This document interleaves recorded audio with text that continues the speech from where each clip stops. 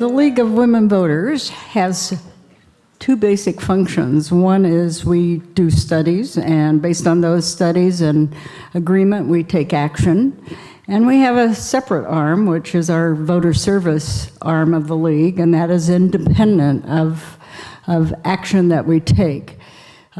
Most people are probably familiar with our voter service function through our candidates forums, and League of Women Voters of California publishes the pros and cons on the ballot measures. At the same time, the State League takes positions on those measures. We are in a situation where our league has taken a position on Measure Z.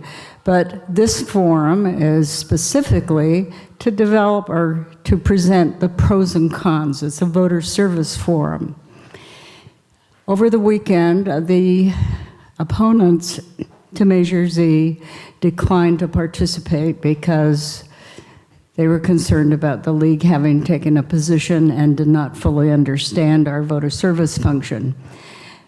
In lieu of being able to find somebody to present the arguments against, the league has developed arguments against Measure Z, and George Riley will be presenting those. To begin with, I am going to read County Council's impartial analysis of Measure Z. This will give you background. This measure would amend Monterey County's land use regulation to limit or eventually prohibit land uses associated with industry practices such as certain well stimulation treatments and wastewater impoundment and injection in oil and gas extraction.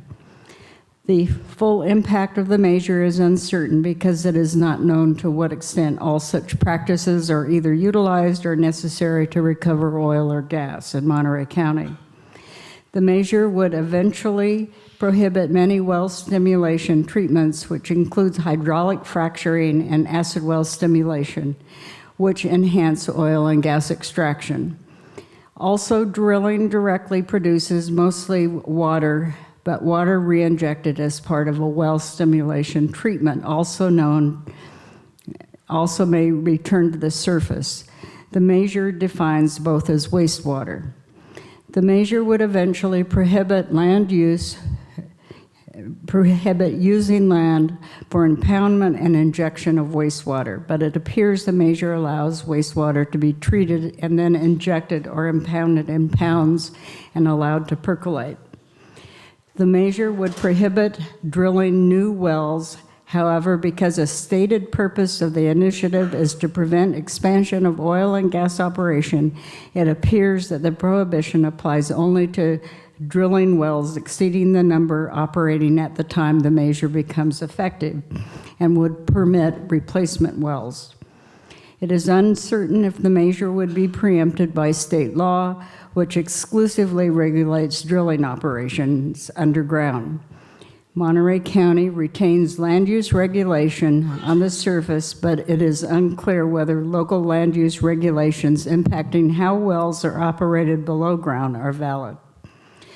Regulatory restrictions on the use of land without compensation may result in an unconstitutional taking of property.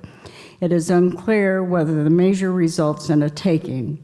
A taking determination is generally fact-specific, and specific facts for each property right affected by the measure are currently unknown. The measure contains safeguards potentially allowing Monterey County to avoid liability for taking.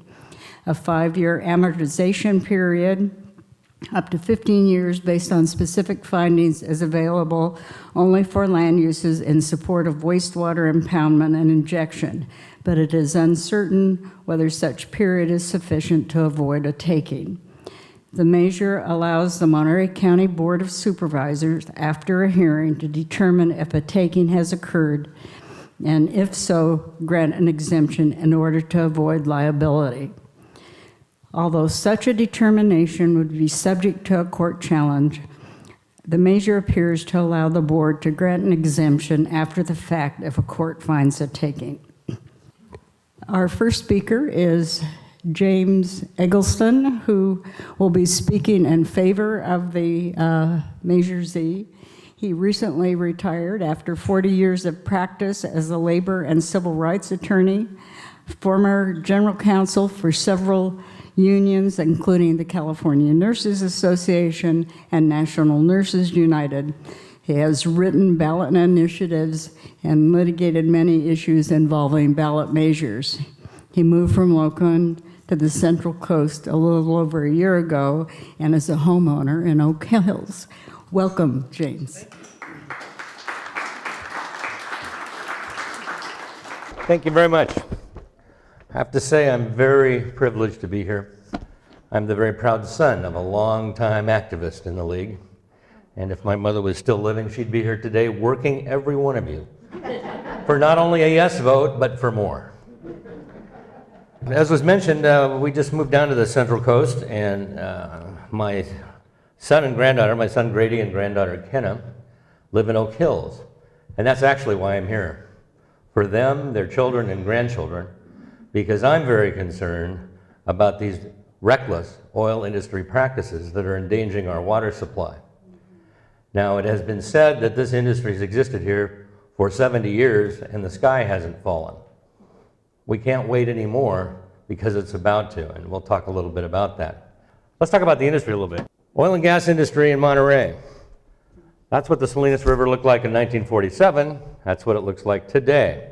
There are currently 1,581 active wells in Monterey, most of them in San Ardo. And these wells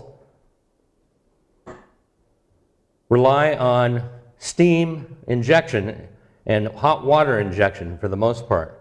Because the nature of the oil here, we call it Monterey tar sands. It's in fact dirtier than the tar sands oil in Canada that is destined for the Keystone Pipeline. Hopefully not, because hopefully it won't go through, but it's that kind of oil. It's very, very dirty. So when steam is used, it's pumped down a few thousand feet, and it causes the oil, which is very thick, to lighten up and move toward a pump that brings it up. But what happens? Coming up with the oil is toxic wastewater. And these days, for every barrel of oil pumped, there's over 15 barrels of toxic wastewater. This issue, Measure 7, is principally about dumping of toxic waste back into the ground. It prohibits fracking altogether, which is currently not happening because the price of oil is so low to not allow huge profits. It may happen again, but fracking, just like the drilling that's occurring with steam injection, produces this wastewater. And that's really our problem here.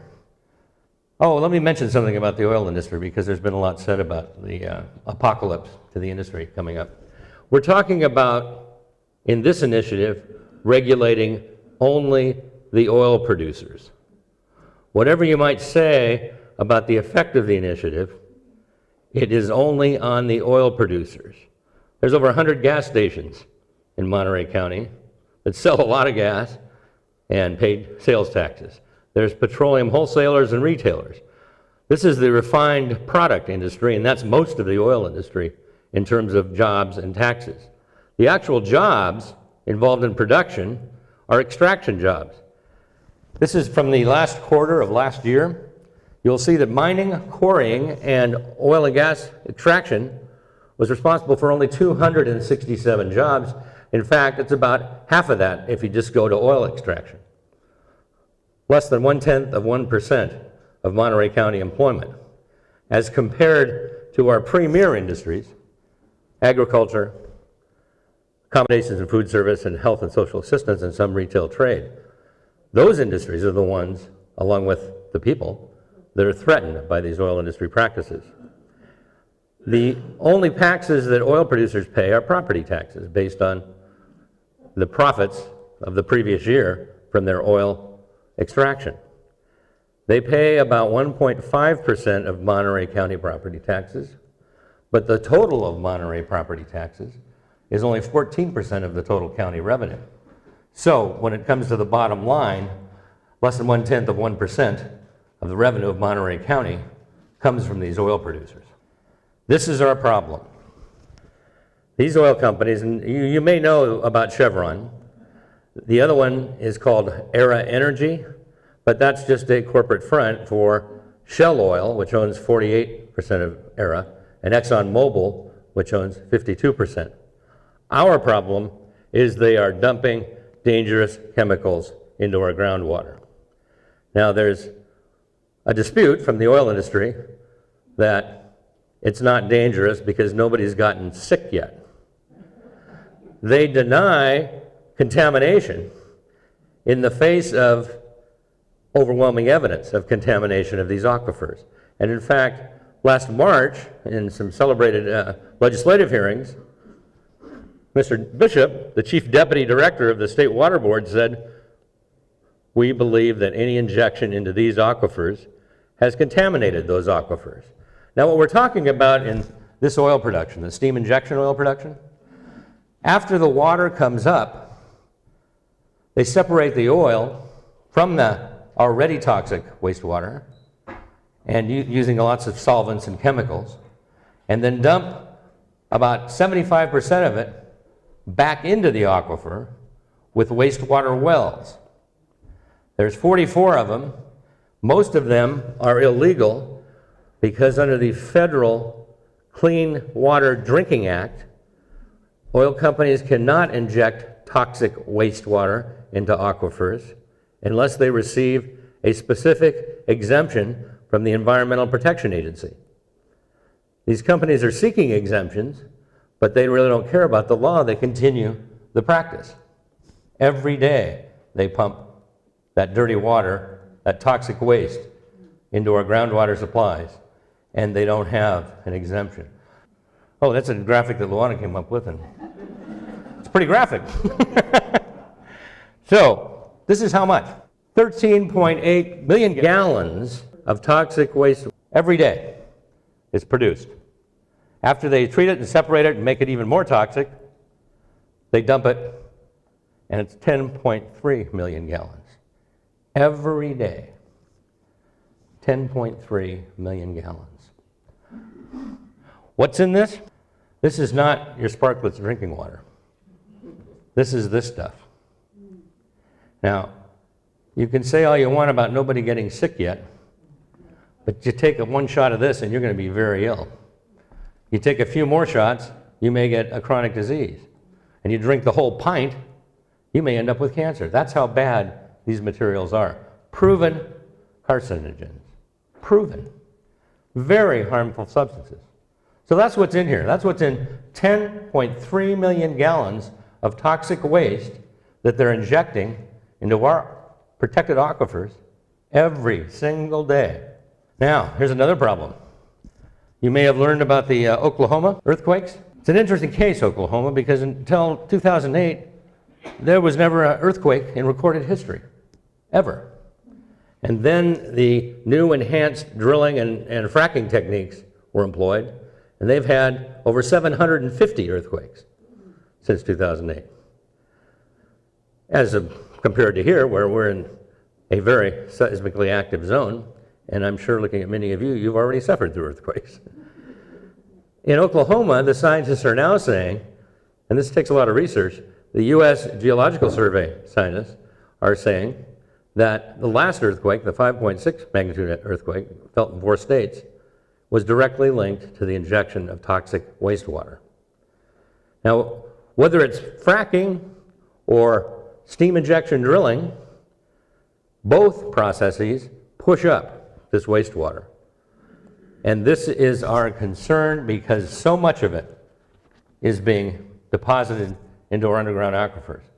Now, if you think of existing 1,581 wells, each one a few thousand feet, think of 1,581 straws. What happens in a 5.6? And guess what happens to the oil and wastewater when that happens? It goes everywhere. It takes only one quake of moderate size. There's not a geologist familiar with the state of California that doesn't predict that level of earthquake in the next 20 years. And in fact, these toxic wastewater injection techniques promote the cause because they inject water into various ground levels, they unsettle existing faults, and in Oklahoma, they never had an earthquake until they started this stuff. The evidence is pretty overwhelming about it. But the oil industry says, nobody's died yet, so just wait. They won't drink it. They certainly wouldn't use a straw to drink it. And when it happens, we're going to be full of toxic wastewater. That's why we should be concerned. Because this material is severely toxic and dangerous. There is no other person or company that is allowed to take their toxic waste and inject it into the ground, imposing the significant risk on the people that this toxic waste dumping entails. I'm on a septic tank, but I can't drill a hole in the bottom and shoot it into the ground. There's plenty of industries that produce toxic waste in their production processes. They can't just shoot it into the ground.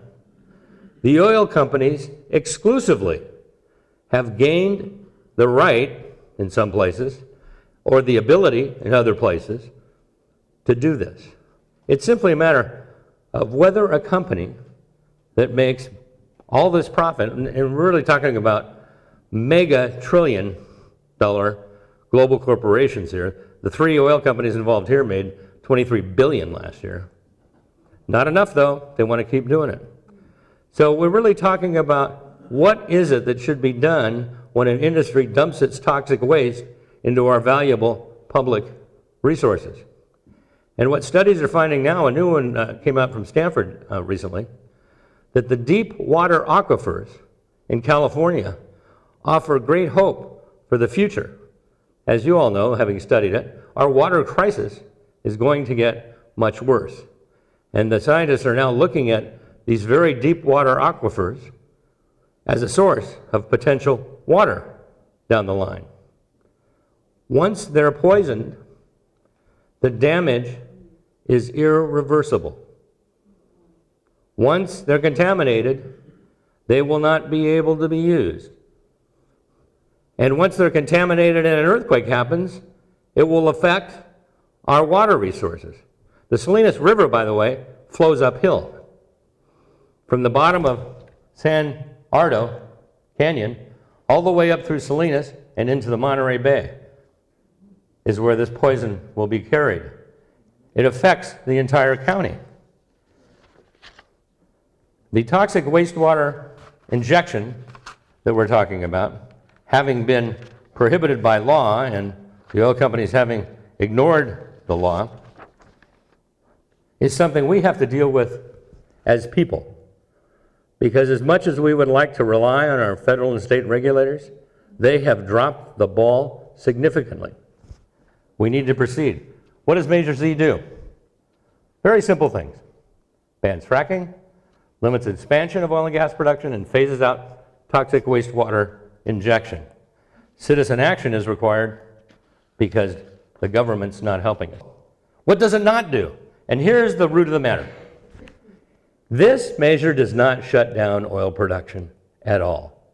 It allows the existing 1,581 wells, active wells, to continue production. And as the county council opined in his impartial analysis, it does not prohibit replacement wells. Now, of those 1,581 wells, there's only 70% or so that are currently being used. There's plenty of expansion. And there's plenty of opportunity for replacement wells. So the principal claim of these draconian consequences, the oil industry shut down, is based on this big oil lie. There will be no shutdown. The initiative says it expressly. The county council has given his opinion. Finally, the question posed very simply next is this one. Under Measure Z, the oil producers can comply with the law by cleaning 75% of the wastewater. They already clean 25%. By the way, they clean that 25% because they can't shoot it into the ground. It would overpressurize the field and inhibit production. It's not a charitable endeavor. We just want to say, oil companies, it's a cost of your production to assume the risk and expense of your toxic dumping. It should not be the risk of the people because it's your production and your profits. And guess what? Under Measure Z, once they're required to clean all the water after 2022, they're still going to make hundreds of millions of profits. By 2032, 1.6 billion. 1.6 billion to comply with Measure Z. That's not cost, that's profit. Profit. Will they be hurting? No. Will anything shut down? No. And you know, you got to give it to George Riley. I like him. And he's been put in the position of talking about the oil industry's arguments. And I'm not going to trash him personally. But let me tell you, these oil companies are consummate liars. Their whole campaign depends on you believing that there's going to be a shutdown. I think I'm out of my time, but let me say one last thing. There's something very exciting about this. This is a citizens' initiative that arises out of frustration with government. It is an opportunity for the citizens of Monterey County to take their government back from the politicians and governments that are controlled by the oil industry. This would be an incredible achievement for the people of Monterey, not just to protect our water, but to show that citizen action can fill the void when government does not. And this may be one of the reasons other big businesses don't like it.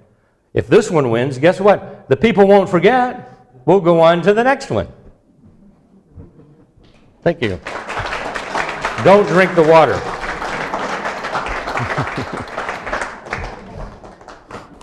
Our next speaker, speaking against Measure Z, is George Riley, and he's presenting arguments compiled by the League on this proposition.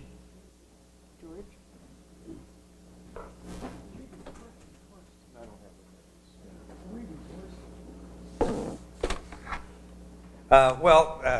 Good afternoon, everybody.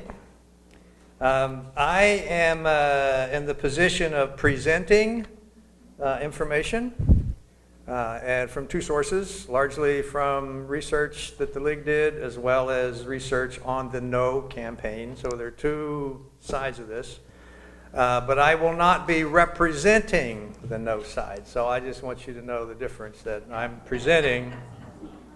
But that's the best we could do. When the other side decided not to present, then we were stuck with what are we going to do. A number of us have been somewhat familiar with the pros and cons anyway. So anyway, I was willing to do this. Well, first of all, trying to research the No on campaign was a little difficult because they don't use No on Z in their reference. But they do use Monterey Energy Independence. So that's the logo that they're using, and when I finally found that website, I could get some information, but it wasn't easy because I was looking for No on Z. But it doesn't matter. It doesn't matter.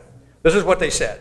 And this was a press release in June. The so-called fracking ban initiative is a deceitful ploy that would bring an end to all oil production in Monterey County within 5 years.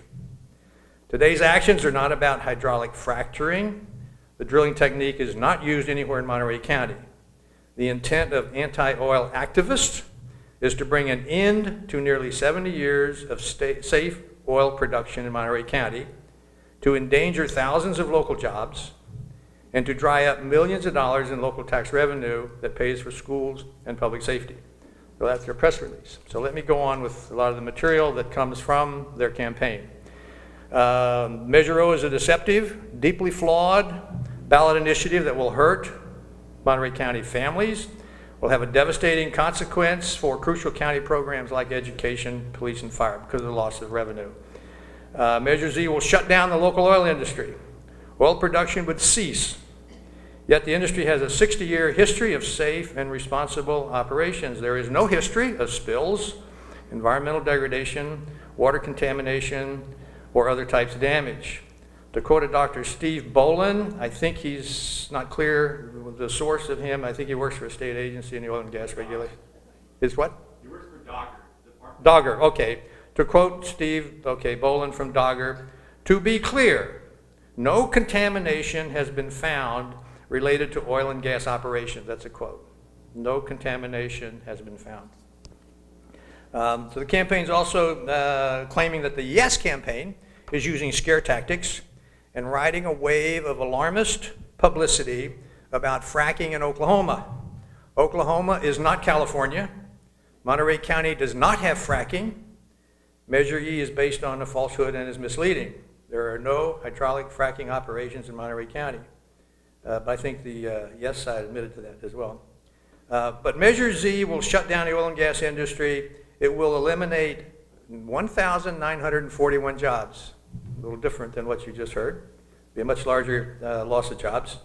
Local government revenues will be substantially reduced. Residents will eventually be harmed because of the lost revenue. To quote Salinas Mayor Joe Gunter, our economy is still in tough shape, and now is not the time to shut down the local jobs and operations of one of the county's largest employers and taxpayers. I think the most accurate is the most largest taxpayer, but that's never. Nevertheless, Measure O puts county finances in risk. From the website, oil production in Monterey County generates over $225 million in business activity and over $135 million in state and local taxes.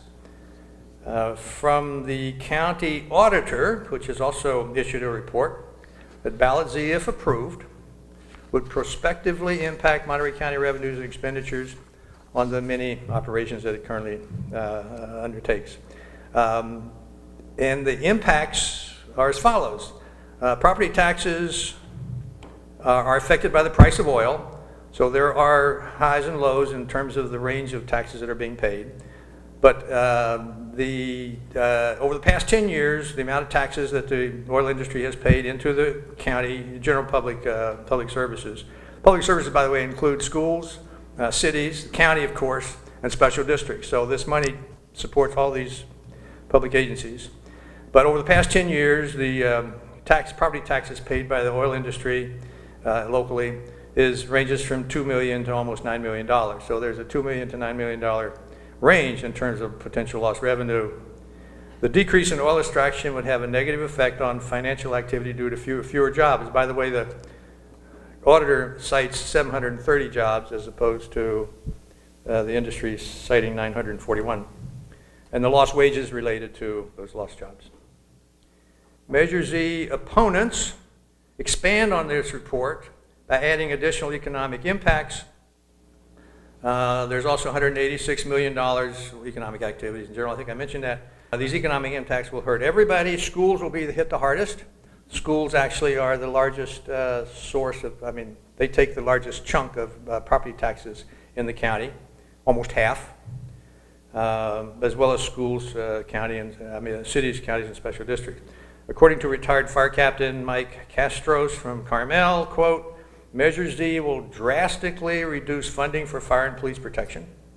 With increasing crime and the potential for more natural disasters, consider the recent fire, we can't afford to lose any more police and firefighters. I'll get to the crux of some of this here right now. The county will be at risk for hundreds of millions of dollars in legal liability to property owners.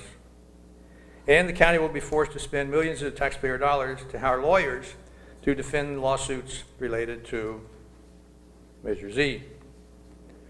Current operations are safe and useful.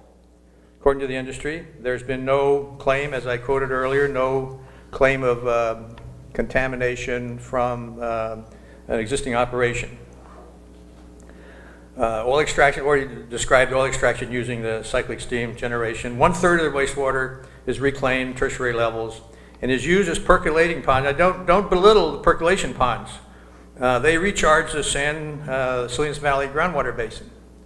The remainder, 1/3, is re-injected into the 3,000 foot deep area. Although the proponents claim that these wells are polluting Salinas Valley aquifer, proof is that there's no data from the monitoring agencies in the state to support this claim. There is no contamination from existing operations. Wastewater wells are generally deep, which is below the water source that's now used in Salinas Valley. The opponents, no on Z, claim that California already has the most strict environmental regulations in the country, and more than 16 agencies oversee oil and gas production in California and Monterey County. 16 public agencies have jurisdiction in this area. The groundwater recharge ponds are actually useful, not just to the operations, but to a broader reach. There's a reverse osmosis plant that is used to clean up this 1/3 of the water. It's permitted by the Regional Water Quality Control Board. The pond returns 2,400 acre-feet of water annually to the aquifer, Salinas Valley. The ponds provide high-quality habitat for a variety of native species, including deer, badgers, beavers, bobcats, wild pigs, migratory ducks and geese, and bald eagles. Furthermore, cattle raising is common in the area. Measure Z increases our dependence on foreign oil. This is a key issue. It undermines our national policy for energy independence. It will cause us to import more oil from countries in the Middle East, or Venezuela, or Russia. Our country will end up exporting oil industry benefits to foreign countries and under much less regulated conditions. This will cause even more environmental damage if it's lost here. From other research, now that's from the No on Z campaign. Other stuff that we've spent a little time on is the legal liability side of it. And according to the county auditor's report, as well as both sides, I think, litigation is almost certain. Litigation would include claims of preemption and takings. I'm going to go into those just a little bit. And the process of seeking exemptions and issues related to vested rights. These are largely legal terms. And the county is not insured against any court judgments for takings damages. I'll get into takings in a second. Furthermore, the county is charged with adopting new regulations to implement the new zoning law and to prescribe procedures for various exemptions. It is not clear whether county has the authority to adopt these intended regulations, and it gets into another legal question, which I'll get into, which is the exemption question. And if Measure Z passes, the county will be obligated to defend its legal status. Now, here's some aspects on the takings issue. The takings is a legal act of depriving another person or entity the right to operate a business or to use its resources as available to it for a legal income producing operation or a wealth generating activity. So the takings is to eliminating an economic advantage that the person may have.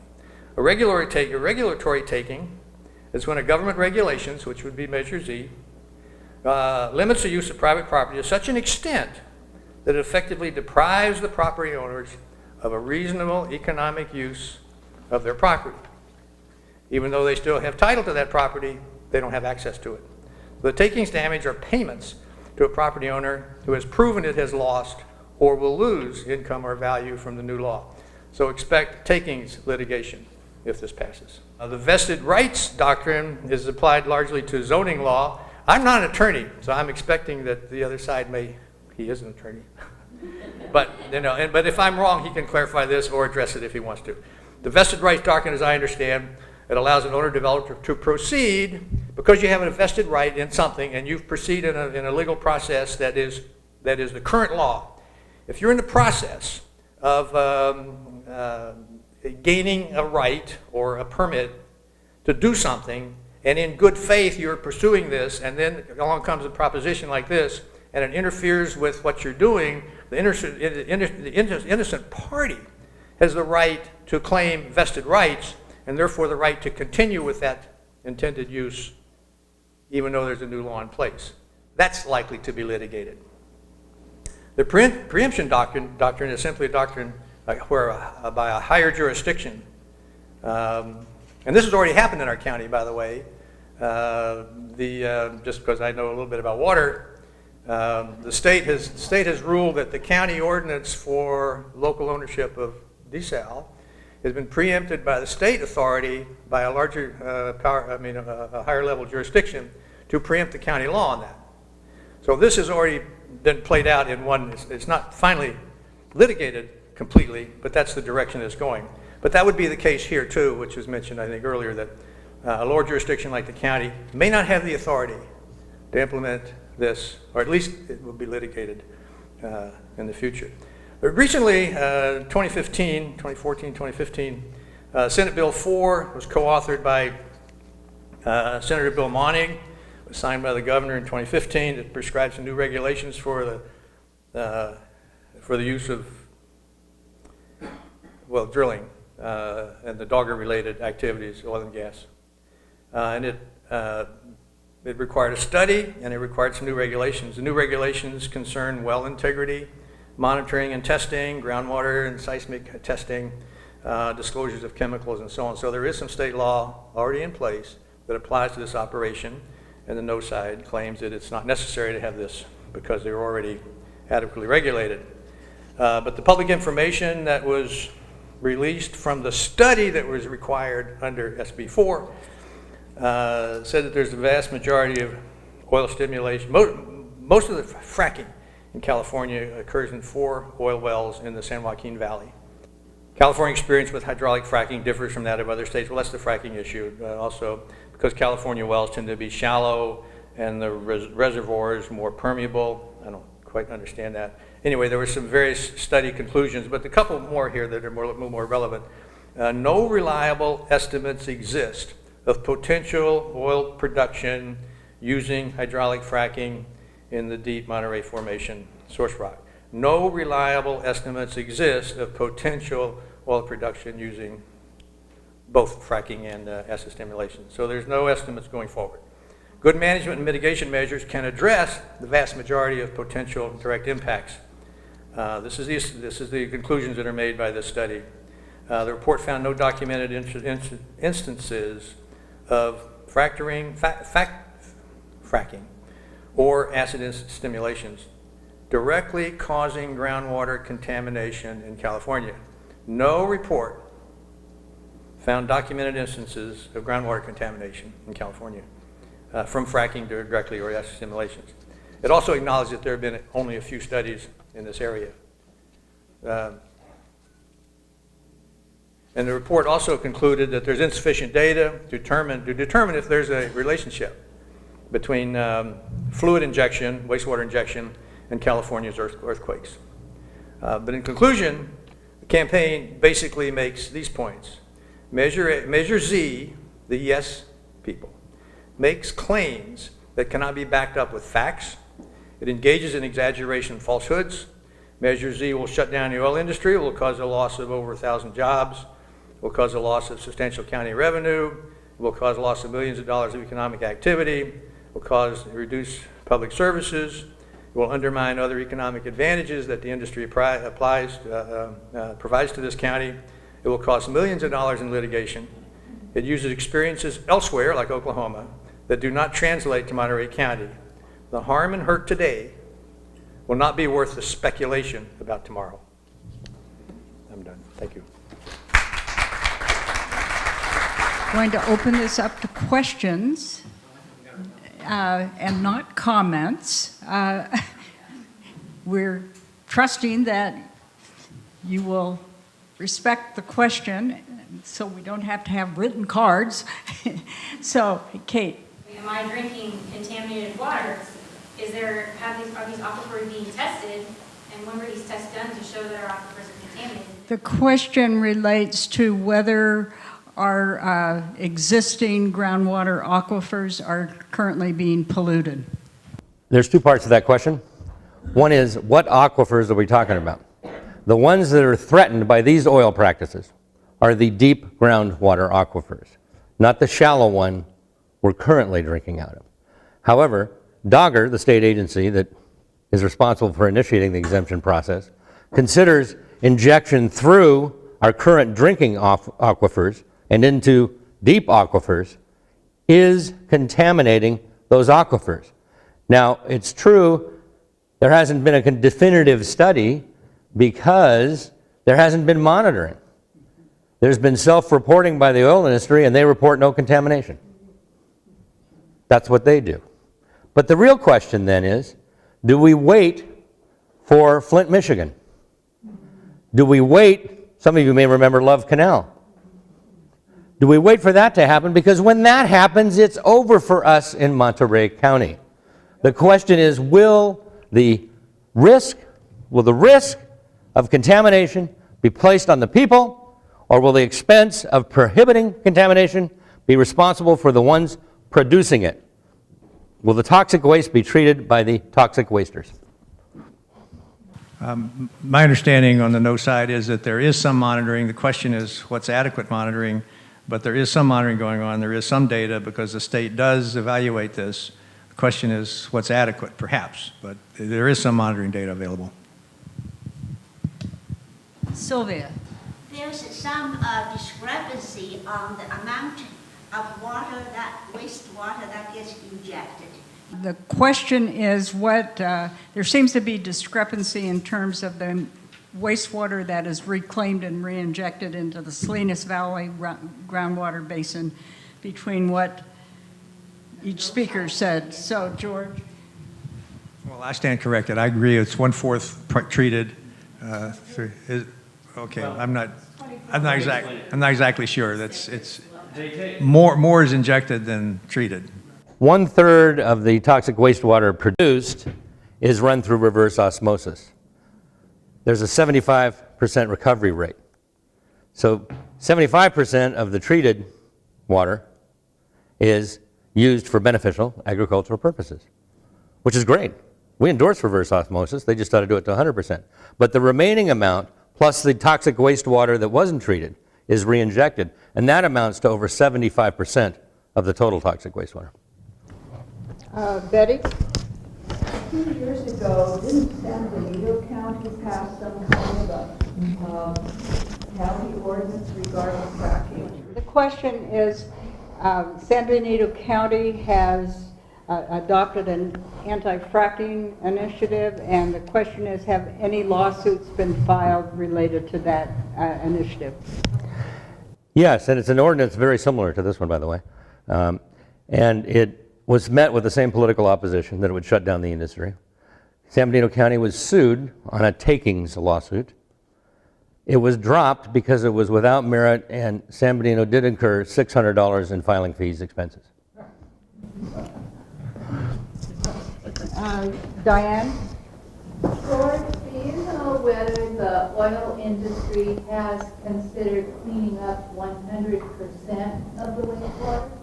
The question is there an estimate on what it would cost to reclaim all the produced water? I have no information on that. I assume it's a cost-return, cost-benefit analysis related. Bev? Where does the water come from that's being used to do all this production, and it's being taken out of circulation? So how does this measure help or hurt the drought situation? The question is, how has the drought affected the withdrawal of water for steam injection? It's very helpful in meeting the drought for two reasons. One is the water that's used for steam injection is a lot of clean water, also some of the toxic wastewater. But most importantly, the deep ground aquifers that we will look to for the future of our water supply in increasing drought. Nobody here probably doubts that we're going to have increasing drought. That's the source of water that's really endangered here. And when that becomes contaminated, we won't have it. My question was really how much of our precious water is going to oil production? I don't have the exact numbers. The oil industry would know that better, but they are using a lot of the wastewater to do the steam injection now. The point is, if they cleaned 100%, they would use clean water to do the steam injection. In other words, it would be what's produced. It wouldn't be drawn from existing good water. Thank you. Gary? I was wondering if the requirement that the industry clean 100% of the wastewater, it seems like that would actually create more jobs. And how many jobs would it create, and how much money would that pump into our local economy? The question relates to if 100% of the wastewater were reclaimed, what kind of jobs would that create? A lot. I don't know how many are currently employed at the San Arno reverse osmosis treatment facility, but you could multiply that by 3 or 4, and that's how many jobs, and that's how much more economic activity there would be. And keep in mind, if the oil companies are not required to assume the expense of this risk, when the bubble bursts, it will be local jurisdictions that will be faced with dealing with it. And those costs are astronomical. Not only will we lose a water supply, we'll be faced with treating what comes up into the Salinas River. Howard? It was mentioned that many of the mayors in Salinas Valley are against this proposition and support the fracking thing. I'm wondering how the ag group feels about that. Many of the mayors in the Salinas Valley are opposed to this measure, and the question relates to how the agricultural industry has responded. 4 mayors have come out against Z. I don't want to characterize their motivation, but they're acting against the facts, and they represent the people that are going to be most affected. It is true that the Farm Bureau opposes it.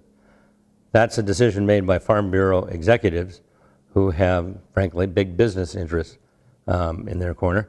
And many farmers do not support it, and we are lining up endorsers now who consist of farmers and vintners throughout Monterey. It's a matter of getting out the facts, really. The Cattlemen's Association also opposes Measure Z. Any other questions? Gentleman at the back. Yeah, since it would be infinitely simpler and infinitely cheaper to simply enforce the existing laws, what would it take to do that?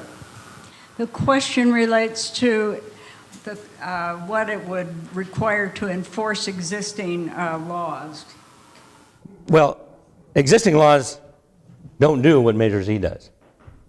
The existing law about exemptions to allow wastewater injection is very slim and is subject to oil industry pressure at the federal and state levels. That's why we have to do this initiative at the citizen level. Our government has failed us greatly, and we can't rely on them to do what they should have done before, but what we're asking on Measure Z is to do more. Although the more we ask is the oil companies should suffer the expense of their own waste, not the people. Oh, I'm sorry, George. Right, I'm not a typical no. The oil industry does believe that it's adequately regulated right now, and with SB 4 in place as of recently, there are more monitoring going on, more studies going on. So the oil industry believes that there will be adequate regulation and monitoring based on the new law being fully implemented. So the industry believes that what we have now is going to be adequate. California already has immensely strong environmental regulations, stronger than most anywhere else in the country. And so on top of that are some new regulations that are governing the oil and gas industry. So the no side believes that there are adequate regulations in place, particularly with SB 4. Yeah. Is it Jean? Or no? Yeah. Oh, Amy. Something like 15 million gallons a day. Was that the number you used for steam injection at the beginning of your talk?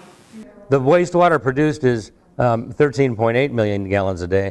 The wastewater re-injected is 10.3 million gallons a day. Okay, so what that means is that an additional 3 million approximately fresh new water has to be used every day because they lose about 3 million.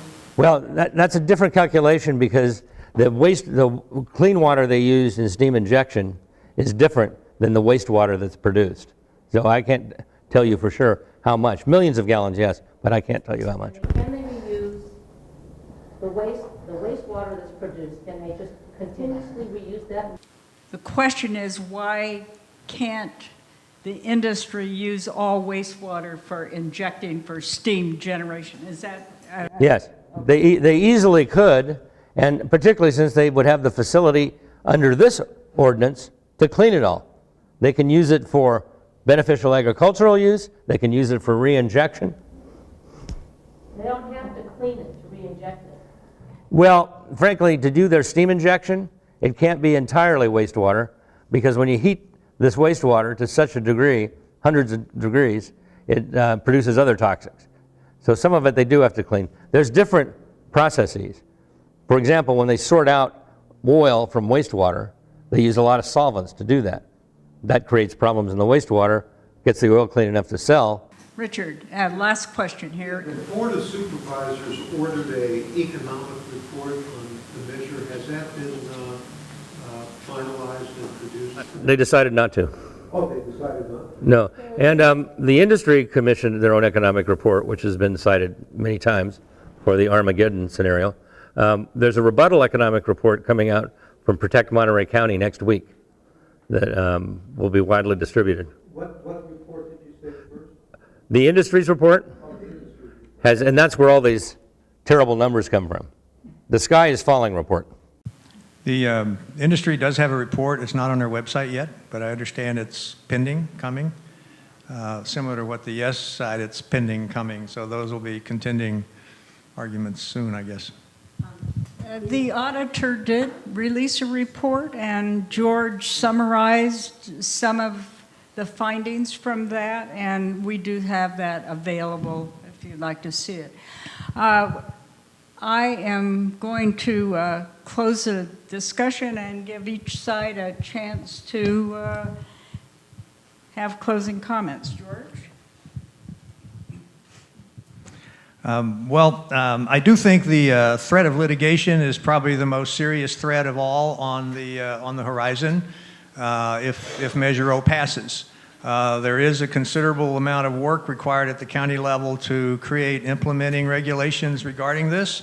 It is a change in zoning law. That's what Measure Z is all about. It changes just land use decisions. But there's going to have to be a new set of regulations designed by the county, so it would be some time before it's implemented. From the no side, I say we, but I do say the no side says that it's not necessary. There's adequate regulation right now. The new regulations haven't been fully implemented, so that initial level of review and monitoring is going to be available soon enough. It's been a good industry in the county. It's been quiet. There are no controversies. There's no fear of what it's done so far to date. It's been a safe industry because there's been no spills and hazmat responses of any kind in the area. It is an employer. It is a producer of property taxes. And it's a good corporate neighbor, according to the no side. And that's about all I can say. Let me touch on this legal liability issue because I know something of it. Takings is when, under the Constitution of the United States and California, you as a property owner have your property taken. You're most familiar with eminent domain and the exercise of condemnation. The regulatory takings doctrine requires a virtual total loss of the economic value and current productive value of your property. The property we're talking about here is oil leases for the industry. This analysis makes it impossible to lose a takings case. Their takings claim depends entirely on the big lie of industry shutdown. The current 1,581 wells are allowed to continue. They're allowed to be replaced. They're allowed to use new production techniques like horizontal drilling that greatly increases productive value, and they're only using 70% of that capacity now. So for a property owner, a royalty owner, or a lease owner, Chevron, to walk into court and saying, you're hurting us, the question is, how can we be hurting you if we're letting you do everything you do now? Well, we want to do fracking, and you don't prohibit it, and you prohibit it. That's right. We want to continue to dump toxic waste into groundwater aquifers. That's not a takings claim. You do not have a right as a property owner to put toxic waste into the ground. None of you who are property owners can do that with your home. Fortunately, we have sewage disposal companies. We pay to have it done. No industry can do that. It's not a takings to regulate the health and safety consequences of a dangerous industry practice. So at the end of the day, this all comes down to the question of who's going to assume the risk, who's going to pay the expense. There's absolutely no taking. And as the San Benito experience demonstrates, beyond all doubt, yeah, there might be a lawsuit, but it's not going anywhere. And the county here might suffer a $600 filing fee loss. I don't know. I should tell you that environmental groups that are backing us have committed to the county that their expert attorneys who litigate these issues all the time will be there to help defend against any litigation. Let me say one more thing. My mom was a political scientist. My dad was an engineer. My dad used to say, you know, you should be a lawyer when I was a kid. You argue so much. But he also told me, you get to argue, but you don't get your own facts. Right? The facts are there will be no shutdown here, and this regulation is necessary to avoid future risk. Who's going to bear that responsibility? Now, of course, I'm here to ask you for a yes vote, but I want more. We have out front signs, sign-up sheets, ability to donate. By the way, the oil companies are projected to expend $10 million in this campaign against us. In a similar campaign in Santa Barbara, which the proponents lost, the oil companies spent $7 million 2 years ago. This county produces more oil than Santa Barbara County. And I don't know if the oil industry has threatened $10 million to scare us, just emboldens us, really. But that's a lot of money, and we're going hand to hand. Some of you may recognize the $27 contribution. We would love that and more. But before you leave the room, sign up to help. I want to thank both of you for presenting arguments for and against Measure Z. I hope that this has been informative, and be sure to vote. Thank you. Thank you.